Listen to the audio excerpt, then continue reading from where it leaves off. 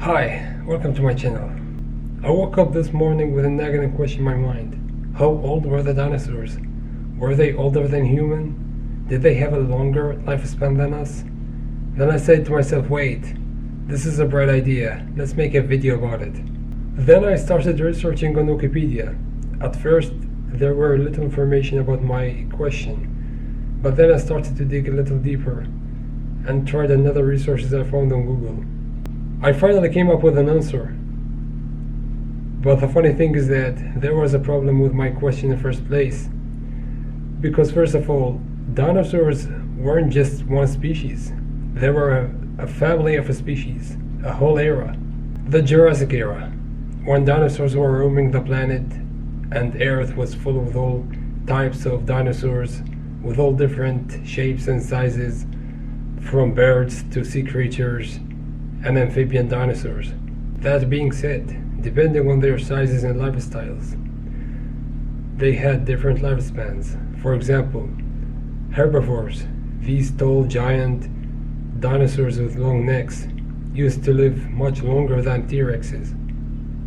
And T-Rex appear to be older than the small-sized species of dinosaurs that only lived for 10 years.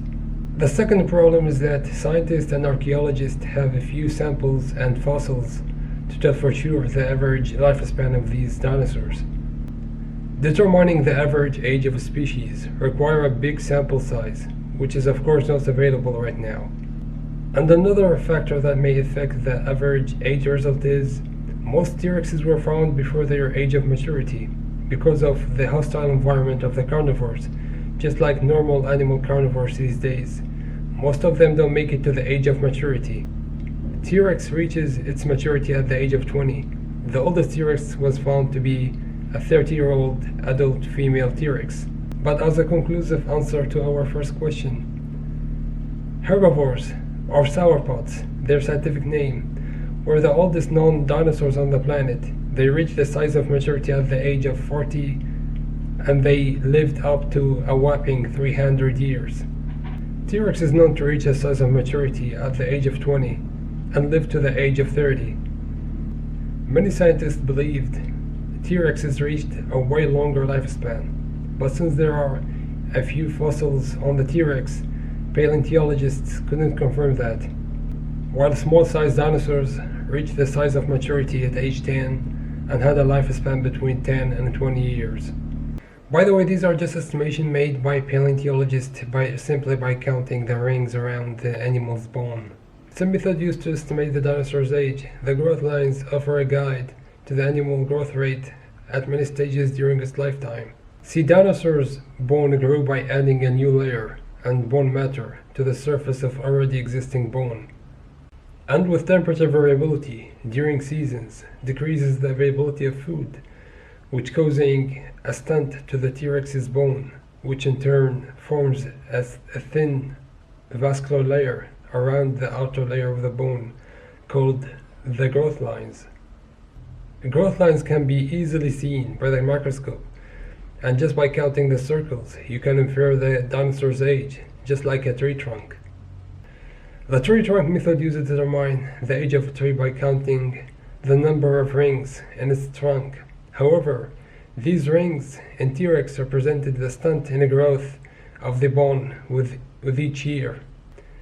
And it's the same method that paleontologists used to determine the age of the oldest T-Rex discovered. Her name is Sue, and based on the rings in her bone, she lived at least 30 years. She is still preserved in the Field Museum of Chicago. But unfortunately, this method don't work with sauropods or herbivores because they had a continuous growth during their lifetime, unlike T-Rexes, which had growth periods.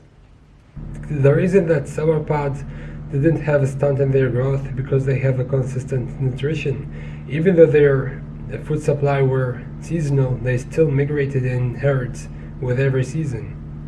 Sauropods are the giant herbivores with long necks. These species had a very slow metabolism, which made them live much longer than the T-Rexes. Even though the conventional method wasn't working on the sauropods, Paleontologists still determine their ages by comparing their metabolism to modern-day reptile like sea turtle and alligators, which by the way are descendants of the dinosaurs. And they inferred that the oldest sauropod fossil was shown to have lived to the age of 300 years, which makes it one of the oldest and the longest lifespan on the planet. The reason these dinosaurs lived longer is that they fed on planets.